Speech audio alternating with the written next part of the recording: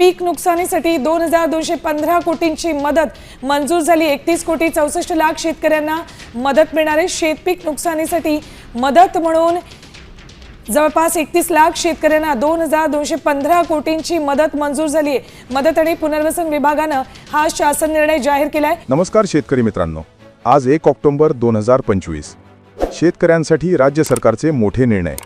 राज्यातील सर्व ताज्या घडामोडी व नवीन अपडेट्स पाहण्यासाठी चॅनल लगेच सबस्क्राइब करा। दिवाळीपूर्वी शेतकऱ्यांच्या खात्यात मदत पोहोचणार, पुढच्या आठवड्यात घोषणा करून सीएम देवेंद्र फडणवीस।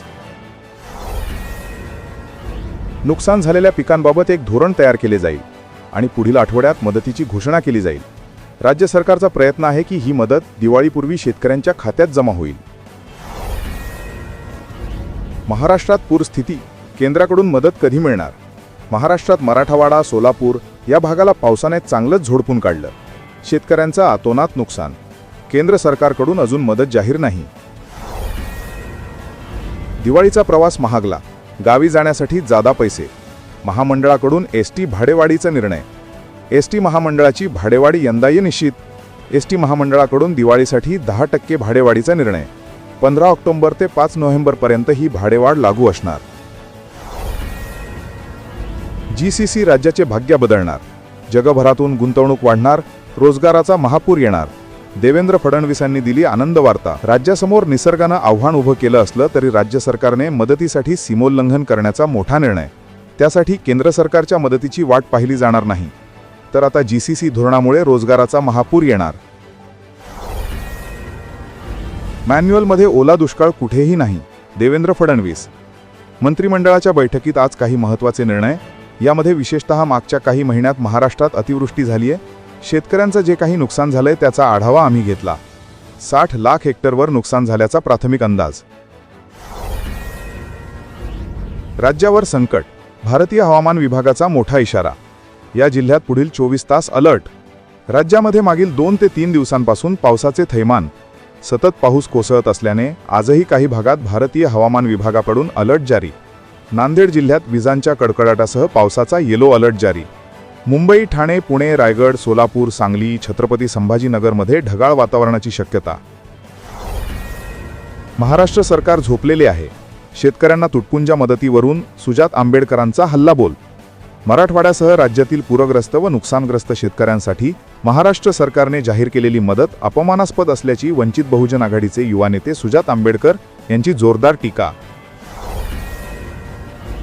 केळीचे भाव 60 रुपये प्रति डझन, शेतकऱ्यांना मोठा फटका। वाहतूक, खत, मजुरीचा खर्चही निघेना। मुंबईतील बाजारपेठांमध्ये केळी 40 ते 60 रुपये प्रति डझन दरातील घसरणीचा फायदा ग्राहकांना मिळत असला तरी केळी उत्पादक शेतकऱ्यांना फटका सहन करण्याची वेळ। पुणे जिल्ह्यातील कारखाने शेतकऱ्यांची दिवाळी करणार गोड। ऊसाचा शेवटचा हप्ता खात्यावर जमा। दीपावलीपूर्वी अंतिम हप्त्याची रक्कम शेतकऱ्यांच्या खात्यात जमा करून कारखान्याने दिलेला शब्द पूर्ण झाला। रब्बी हंगामासाठी सोसायटी रकमेचा भरणा करण्यास शेतकऱ्यांना मदत होणार। नगर जिल्ह्यातील 1034 गावातील 4.87 लाख हेक्टरवरील शेतपिके बाधित। राज्य सरकारने 1 रुपयातील पीक विमा योजना बंद केली। त्यानंतर यंदा शेतकऱ्यांनी पीक विम्याकडे पाठ फिरवल्याने आता सरकारी मदतीवरच शेतकऱ्यांची मदार राहणार। जळगाव जिल्ह्यात 83,000 हेक्टरहून अधिक क्षेत्रावरील पिकांचे नुकसान। जळगाव जिल्ह्यात शनिवारी आणि रविवारी पुन्हा पावसाने तडाखा दिल्याने 83,000 हेक्टरहून अधिक क्षेत्रावरील पिकांचे नुकसान झाल्याचा प्राथमिक अंदाज व्यक्त केला। शेतकऱ्यांनी नुकसानीचे फोटो पाठवले आहेत, सरकारी अधिकारी बांधावर येऊन पंचनामे करतील, कृषी मंत्री दत्ता भरणेंचं आव्हान। कोणत्याही शेतकऱ्याने नुकसानीचे फोटो पाठवणे गरजेचे नाही, कृषी आणि महसूल विभागाचे कर्मचारी स्वतः बांधावर जाऊन पंचनामे करतील, कृषी मंत्री दत्ता भरणे यांची महत्त्वाची माहिती।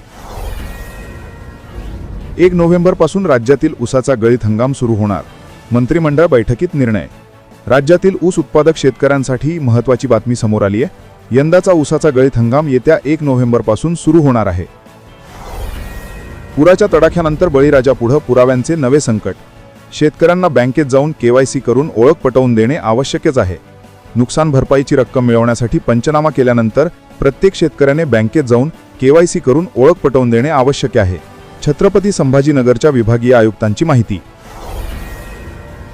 कर्जमाफी ते एकरी 50,000 द्या, केंद्राची वाट न पाहता राज्य सरकारने पूरग्रस्तांसाठी तिजोरी रिकामी करावी, जयंत पाटलांची मागणी.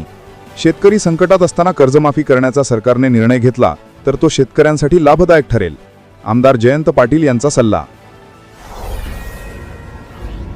अतिवृष्टीग्रस्तांसाठी ओला दुष्काळाच्या सवलती लागू करणार देवेंद्र फडणवीस. पावसाच्या थैमानामुळे कोलमडून गेलेल्या मराठवाड्याला काही प्रमाणात दिलासा देण्याचा सरकारचा प्रयत्न. 2 ते 3 दिवसात पंचनामे करून दिवाळी आधीच मदत देऊ.